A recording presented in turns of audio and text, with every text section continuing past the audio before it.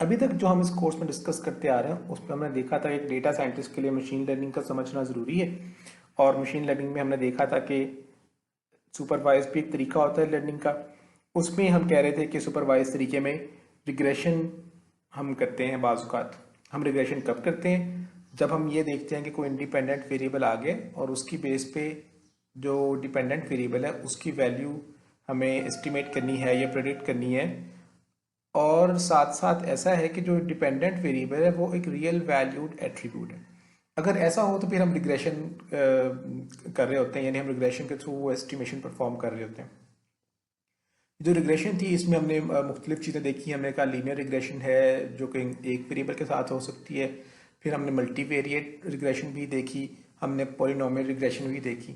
इसी सिलसिले में हमने ग्रेडियंट डिसेंट को भी देखा था और एक वेक्टराइज्ड तरीके से लीनियर रिग्रेशन करने का तरीका भी देखा था। अब हर डिपेंडेंट वेरिएबल जो है वो ज़रूरी नहीं है कि रियल वैल्यूड हो। बाज़ का डिपेंडेंट वेरिएबल डिस्क्रीट वैल्यू भी ले सकता है। फॉर एग्जांपल कोई वैल्यू 0 ले सकता है, 1 ले सकता है, 2 ले सकता है, 3 ले सकता है। इनमें से कोई भी वैल्यू ले सकता है कोई डिपेंडेंट वेरिएबल।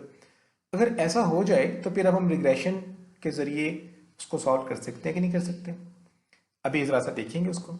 लेकिन हम मशीन लर्निंग के अंदर रहते हुए इस ऐसे केस को कहते हैं कि रिग्रेशन करनी ये क्लासिफिकेशन का प्रॉब्लम है, जहाँ पे हमारा डिपेंडेंट वेरिएबल एक डिस्क्रीट वैल्यू ले रहा है। आइए देखते हैं ऐसे सिनेरियो में लीनियर रिग्रेशन कितनी यूजफुल हो सकती है या कोई फ़ायदा उससे हो सकता है या नहीं हो सकता। सपोज हमें ये डेटा दिया गया जो कि कैंसर के बारे में बता रहा है कि ट्यूमर साइज की क्या वैल्यू है तो उसकी बेस पर कैंसर है या नहीं। यहाँ पर वो मलिग्नेंसी जो है वो 0 या 1 की फॉर्म में नज़र आ रही है हमें वाई एक्सिस के ऊपर। ट्यूमर साइज जो है वो एक्स एक्सिस पे हमारा ग्रो करता जा रहा है।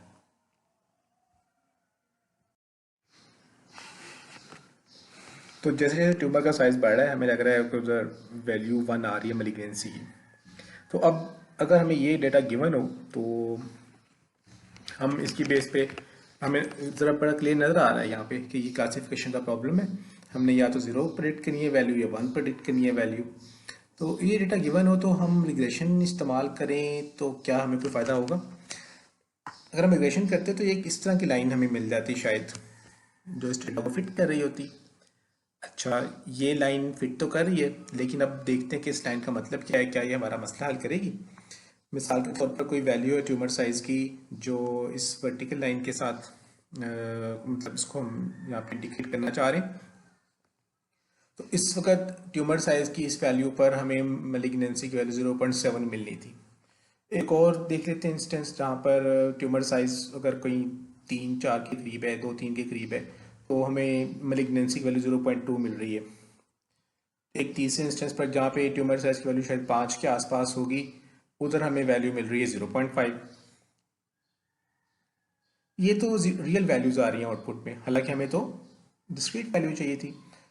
तो शायद हम एक काम कर सकते हैं, अगर हम ज़रा सा देखें वो काम ये है कि हम 0.5 के बाद हमें लग यही रहा है इधर कि ये मलिग्नेंट है, और उससे नीचे नीचे यानी जब हमारी 0.5 डिपेंडेंट वेरिएबल की वैल्यू आ रही है तब की बात कर रहा हूँ, तो इससे ऊपर तो हमेशा मलिग्नेंट मिल रहा है और उससे नीचे हमेशा बिनाइन मिल रहा है।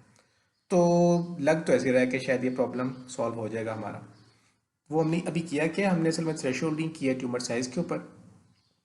और जो थ्रेशोल्डिंग किया हमने इस ट्यूमर साइज़ के ऊपर, इसमें हमने कहा कि अगर हमारे हाइपोथेसिस की वैल्यू 0.5 या उससे ऊपर आ रही है तो हम कहेंगे मलिग्नेंट यानी y is equal to 1। Otherwise हम कह दिया करेंगे बिनाइन यानी y इज इक्वल टू 0। तो हमें पता ही चला कि हम लीनियर रिग्रेशन के ज़रिए शायद क्लासिफिकेशन का प्रॉब्लम सॉल्व कर सकते हैं। तो क्लासिफिकेशन के प्रॉब्लम हमें यहाँ से नज़र आ रहा है ट्यूमर साइज की बेस पे मलिग्नेंट या नॉन मलिग्नेंट। तो और भी क्या कुछ एग्जांपल देख लेते हैं क्लासिफिकेशन की, वो क्या क्या हो सकती हैं क्लासिफिकेशन प्रॉब्लम्स की। तो क्लासिफिकेशन की जो कुछ एग्जांपल्स हो सकती हैं उनमें एक तो ये हो सकती है कि गिवन एन ईमेल, हमें ये पता करना है, ये डिसाइड करना है कि क्या ये ईमेल स्पैम है या नहीं। यानी उस ईमेल की कुछ इन्फॉर्मेशन हमें मिल सकती है कि अच्छा इसमें कोई लिंक्स इस्तेमाल हुए हैं या नहीं हुए, या इस तरह की ईमेल्स पहले स्पैम डिक्लेयर की जा चुकी हैं, एट्सेट्रा एट्सेट्रा। कुछ इन्फॉर्मेशन होगी कोई ना कोई, उसकी बेस पे हम डिसाइड करें कि ये गिवन ईमेल इस इंस्टेंस पे तुम्हें मिली है, ये स्पैम है या नहीं। This is classification task. Similarly given certain software modules and their measurements regarding to their size and complexity and other things, development history, उसकी बेस पे हम बताना चाह रहे हैं कि ये एक पर्टिकुलर मॉड्यूल डिफेक्ट प्रोन होगा या डिफेक्ट प्रोन को कहा जाए या ना कहा जाए। सिमिलरली ट्यूमर कोई है, उसको हम डिसाइड करना चाह रहे हैं कि इसको हम मैलिग्नेंट ट्यूमर कहें या बेनाइन ट्यूमर कहें, ताकि उसके हिसाब से हम कोई इलाज वगैरह करना है या नहीं करना। तो ये सब की सब एग्जांपल्स हमें जो नज़र आ रही हैं, ये क्लासिफिकेशन की एग्जांपल्स हैं, क्लासिफिकेशन प्रॉब्लम्स की एग्जांपल्स हैं। तो इसी चीज़ को ज़रा एक डिफरेंट तरीके से लिखते हैं। जिधर हमारा जो डिपेंडेंट वेरिएबल है जिसको हम y कह रहे हैं, y can take two values, either of the two values. इस सेट में 0 या 1 लिखा हुआ है, तो y can take either of the two values, either it will take a value 0 और it will take a value 1। 0 indicates या represents a negative class, whereas 1 represents a positive class। मिसाल के तौर पे कोई डिफेक्ट प्रोन नहीं है module, तो हम कहेंगे ये 0, उसको लेबल 0 लगा हुआ है, तो उसका मतलब नेगेटिव क्लास थी इस मॉड्यूल की, नेगेटिव क्लास से बिलोंग करता था। कोई ट्यूमर ऐसा है जो कि बिनाइन ट्यूमर है, तो वो भी नेगेटिव क्लास की एग्जांपल है। डिफेक्ट प्रोन मॉड्यूल है, वो पॉजिटिव क्लास की एग्जांपल है। मैलिग्नेंट ट्यूमर है, वो भी पॉजिटिव क्लास की एग्जांपल है। या हमें काफ़ी मतलब वर्ल्ड वाइड काफ़ी स्प्रेड है कोरोना वायरस का, तो उसका हमें डेटा मिल जाए, उसके पेशेंट्स का डेटा काफ़ी सारा, जिसमें उनके सिम्टम्स हों या उनकी सिचुएशन हमें कहीं मिल जाएगा केस की फॉर्म में, तो हम वो केस बेस्ड कोई ना कोई एआई मशीन लर्निंग मॉडल बना सकते हैं, जो कि कोरोना के केसेस के ऊपर देख के अंदाज़ा लगाया, उनकी हिस्ट्री, उन लोगों का डेटा लेके और उनके जो एक्चुअल लेबल्स हैं कि वेदर इस तरह सिम्टम्स वाले शख्स को कोरोना था या नहीं था। सारी बात है, बहुत से टेस्ट पॉजिटिव हुए होंगे, बहुत से टेस्ट नेगेटिव हुए होंगे, तो वो जो लेबल्स हैं वो काम आ जाएं, तो हम यकीनन कह सकते हैं जो कोरोना नेगेटिव वाले हम प्रिडिक्शन कर रहे होंगे वो नेगेटिव क्लास नज़र आ रही होगी। जिन लोगों का कोरोना पॉजिटिव प्रिडिक्ट हुआ वो पॉजिटिव क्लास की एग्जांपल्स होंगी, और हम उसकी वजह से प्रिडिक्शन करेंगे, तो वो हो सकता है कोई किसी को पॉजिटिव क्लास में प्रिडिक्ट कर रहे हो, हम किसी को नेगेटिव क्लास में प्रिडिक्ट कर रहे हों। तो ये सब की सब जो चीज़ें हमें काफ़ी क्लैरिटी दे रही होती हैं कि क्लासिफिकेशन प्रॉब्लम में क्या हो रहा है। एक दो क्लासेस हैं यहाँ पर इस पर्टिकुलर डिस्कशन में जो हम कर रहे हैं अभी तक। और इस तरह की सिचुएशन भी आ सकती है कि हमें पता ना हो whether we have to call it a positive example or a negative example। ऐसी सिचुएशन आ जाए तो क्या करेंगे? इसका मतलब है हमारे पास कोई ना कोई और क्लास बनेगी। हम कह सकते हैं कि y में है value equal to third value, जिसको हम कहेंगे अभी हम y या तो 0 में होगा, उसकी क्लास हम बता चुके हैं, या 1 में होगा, हम दूसरी क्लास बता चुके हैं, या कोई तीसरी क्लास पे जिसमें पता नहीं है अभी अभी इसका नाम अभी सपोज हमने अनसर्टन कहा है उसको, तो हमने कह दिया कि तीसरी क्लास है। तो ये सिर्फ इसलिए यहाँ पे हाईलाइट किया, ये बताई गई बात कि क्लासेस जो हैं वो 2 से ज़्यादा हो सकती हैं। जैसे यहाँ पे हमें नज़र आ रही है 3 क्लासेस 0 1 2, इससे भी ज़्यादा हो सकती हैं। 3 क्लासेस, 4 क्लासेस, 5 क्लासेस, कुछ भी क्लासेस हो सकती है। जैसे डिफेक्ट प्रोन मॉड्यूल्स में मैं कहना चाह रहा हूँ कि जी कुछ मॉड्यूल्स तो डिफेक्ट प्रोन है, कुछ नॉट डिफेक्ट प्रोन है, लेकिन कुछ ज़्यादा डिफेक्ट प्रोन है, कुछ कम डिफेक्ट प्रोन है, तो 4 क्लासेस तो यही बन गई। नॉट डिफेक्ट प्रोन, कम डिफेक्ट प्रोन, ज़्यादा डिफेक्ट प्रोन, सिर्फ डिफेक्ट प्रोन और कुछ ज़्यादा डिफेक्ट प्रोन, ये 4 क्लासेस ही भी बन गई। तो इसका मतलब है एक से ज़्यादा क्लासेस, सॉरी 2 से ज़्यादा क्लासेस होना इज़ नॉर्मल। कुछ प्रॉब्लम्स में हो सकता है कि हमें 2 से ज़्यादा क्लासेस रिक्वायर्ड हों। तो अभी तक जो 2 क्लासेस की हम बात कर रहे थे उसको हम कहते हैं बाइनरी क्लास या 2 क्लास प्रॉब्लम, जबकि जब हमारे पास 2 से ज़्यादा क्लासेस आ जाती हैं तो उसको हम कहते हैं मल्टी क्लास प्रॉब्लम। तो हमने अभी जो अभी तक देखा वो ये देखा क्लासिफिकेशन क्या होती है, और उसमें एक बाइनरी क्लास होती है प्रॉब्लम, कुछ मल्टी क्लास प्रॉब्लम्स होती हैं। अभी हम सिर्फ अपना फोकस बाइनरी क्लास प्रॉब्लम्स के ऊपर रख रहे हैं। हमने अभी थोड़ी देर पहले एक बाइनरी क्लास प्रॉब्लम को सॉल्व करने की कोशिश की थी थ्रू लीनियर रिग्रेशन। हमने क्या किया था, हमने थ्रेशोल्डिंग लगाई थी अपने क्लासीफायर के आउटपुट के ऊपर, या कहना चाहिए अपने हाइपोथेसिस की वैल्यू पे हमने थ्रेशोल्डिंग लगाई और हमने कहा ये हमारा क्लासिफिकेशन प्रॉब्लम सॉल्व हो गया, हम रिग्रेशन वैल्यू 0.5 या उससे ऊपर पे हमेशा मलिग्नेंट कहा करेंगे। ज़रा सा देखते हैं हमारा ट्रेनिंग सेट का साइज़ अगर थोड़ा बढ़ जाता या उसमें कुछ एक और डेटा पॉइंट या कुछ और डेटा पॉइंट्स इस तरह के आ जाते, जैसे कि यहाँ पर एक नया पॉइंट आ गया डेटा पॉइंट, तो हम क्या करते, अगर इस पॉइंट पे हम एक लाइन फिट करने की कोशिश करते तो शायद वो लाइन कुछ इस तरह की होती, जैसी ये नई लाइन हमें नज़र आ रही है। जो नई लाइन है, अब ये इस डेटा को, और जब इस नए पॉइंट के बाद डेटा आया, इसको फिट करती हुई लाइन है। अब देखते हैं हमारी थ्रेश होल्डिंग कितने काम आ रही है।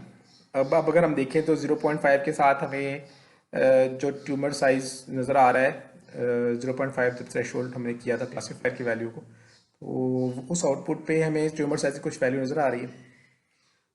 तो अब हमें पता ही चल रहा है इस पॉइंट के ऊपर कि शायद हमारा कोई इतना अच्छा एस्टिमेट नहीं है। हम 0.5 के से ऊपर हमेशा क्या कह रहे हैं, हम कह रहे हैं कि ये मलिग्नेंट ट्यूमर है, लेकिन यहाँ पर तो 0.5 से ऊपर सिर्फ ये दो वैल्यूज नज़र आ रही हैं हमें, जो राइट मोस्ट दो डेटा पॉइंट्स हैं। बाकी सारे तो 0.5 से नीचे एस्टिमेट दे रहे हैं हमें, है ना। बाकी सबके 0.5 से नीचे वैल्यू आ रही होगी हमारी शायद हाइपोथेसिस की वैल्यू। तो इससे लग ही रहा है हमें कि पहले तो हमने बड़ी अच्छी प्रिडिक्शन की थी, 4 में से 4 को हमने बेनाइन प्रिडिक्ट कर दिया था इस ब्लू लाइन के साथ, और 4 में से 4 को ही हमने मेलिग्नेंट भी प्रिडिक्ट कर दिया था with this thresholding on that blue line. लेकिन अब हमारा ये मसला जो है ना, ये लग रहा है कि ख़राब हो गया, क्योंकि अब हमें वो वाली थ्रेशोल्डिंग जो 0.5 वाली थी वो सही जवाब नहीं दे रही, वो गलत जवाब दे रही है। तो एक मसला तो हमने देखा कि हमारी क्लासिफिकेशन सही नहीं हो रही थी इस थ्रेशोल्डिंग के बाद। दूसरा में यहाँ पर एक और मसला नज़र आ रहा है, हमारा y असल में देखा जाए तो वो सिर्फ दो वैल्यूज ले सकता है, या तो वो 0 लेगा या 1 लेगा, जबकि हमारा जो प्लॉट हुआ हुआ एच ऑफ एक्स है वो देखें तो वो 0 से नीचे भी जा रहा है, जैसे कि इस पॉइंटर ने वो हाईलाइट किया, और बिल्कुल ऐसे ही कभी कभी 1 से ऊपर भी जा रहा है।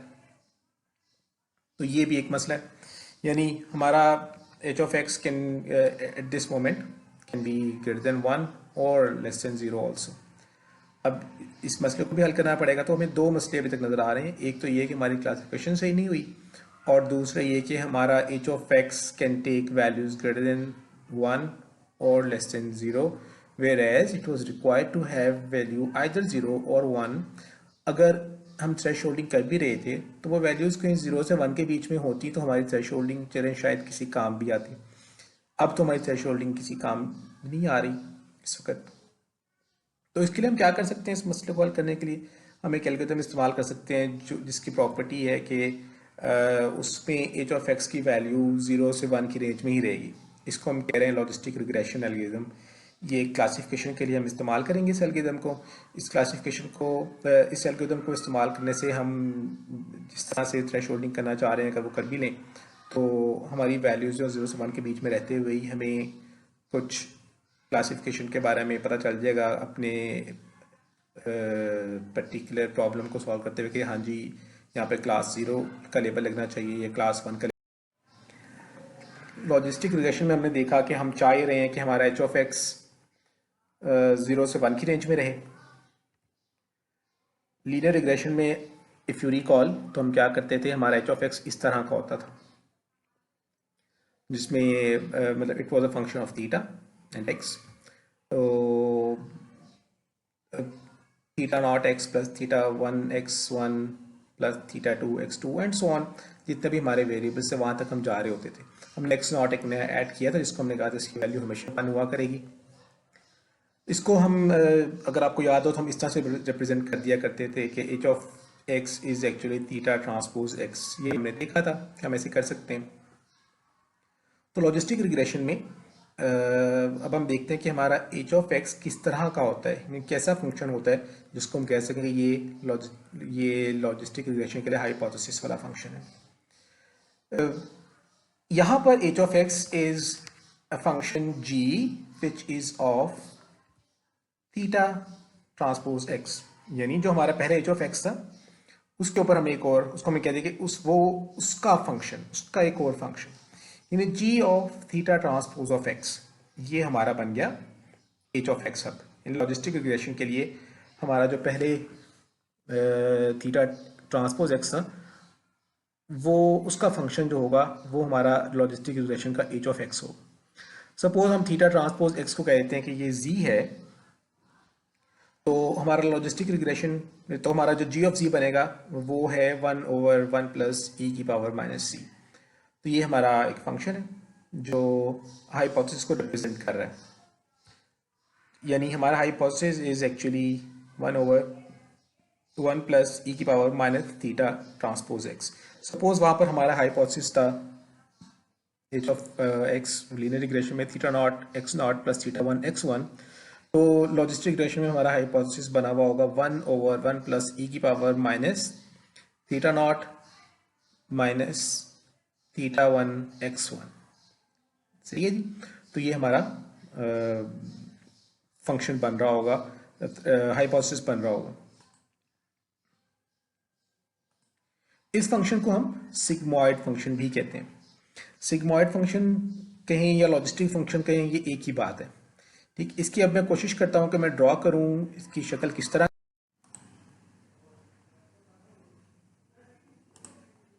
तो ये है हमारा फंक्शन जिसकी हम बात कर रहे हैं। इसकी वैल्यू आहिस्ता आहिस्ता ग्रो करते हुए 1 से नीचे नीचे रहती है और इधर से वो 0 से ऊपर ऊपर रहती है। तो ये 0 से 1 की रेंज के अंदर रहता है ये फंक्शन हमेशा, और एक ख़ास पॉइंट पर आकर इसकी वैल्यू 0.5 से ऊपर होती है। और ये कौन सा पॉइंट है? ये वो पॉइंट है जहाँ पर z की वैल्यू 0 है। तो z की वैल्यू जब 0 है तो उस वक्त हमारा g ऑफ z 0.5 है, और उसके बाद ये 0.5 से बड़ा हो जाता है लेकिन 1 से हमेशा नीचे रहता है। और अगर 0.5 से नीचे वैल्यू है z की तो सॉरी, अगर 0 से नीचे वैल्यू है z की तो g ऑफ z जो है वो 0.5 से नीचे है, और नीचे रहते रहते वो हमेशा 0 से ऊपर रहता है। तो ये हमारा फंक्शन जो है इसको हम सिग्मॉइड फंक्शन भी कहते हैं या लॉजिस्टिक फंक्शन भी कहते हैं।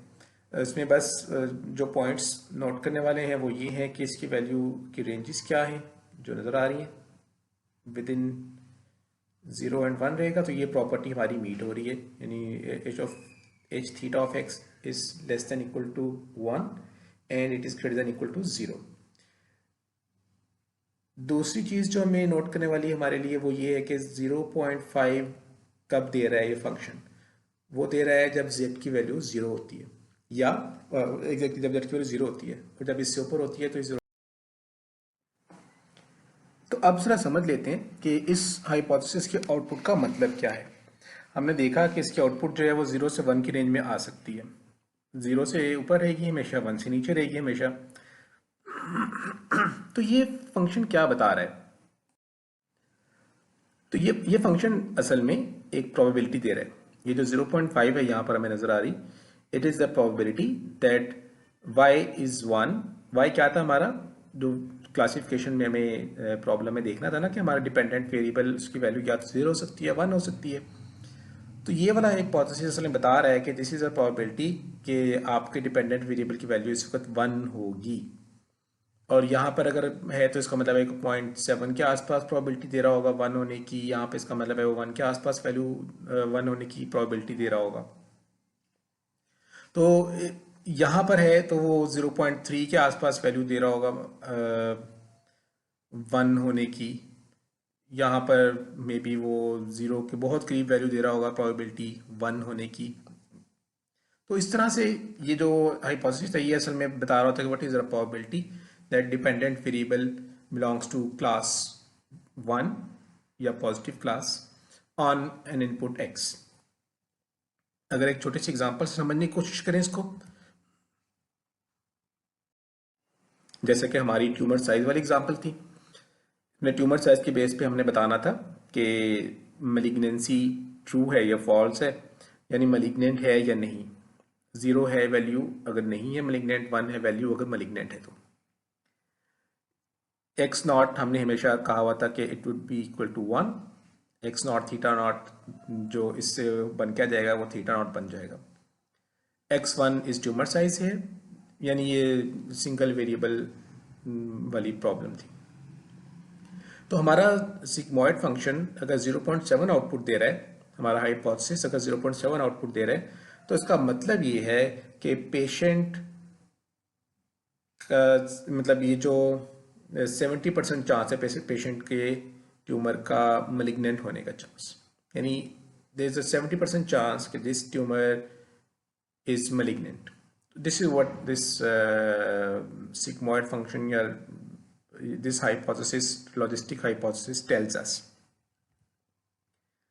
इसको अगर हम लिखें थोड़ा सा फॉर्मली तो ये मतलब है इसका कि हमारा जो hypothesis है, it tells us the probability of y being 1 given x parameterized by theta. यानी थीटा के जरिए हमने एक्स को पैरामीटराइज किया हुआ है, उसके हिसाब से उसको वैल्यूज असाइन की हुई है। अब वो हम उस एक्स की बेस पे हम कह रहे हैं कि वाई के 1 होने की प्रोबेबिलिटी क्या है।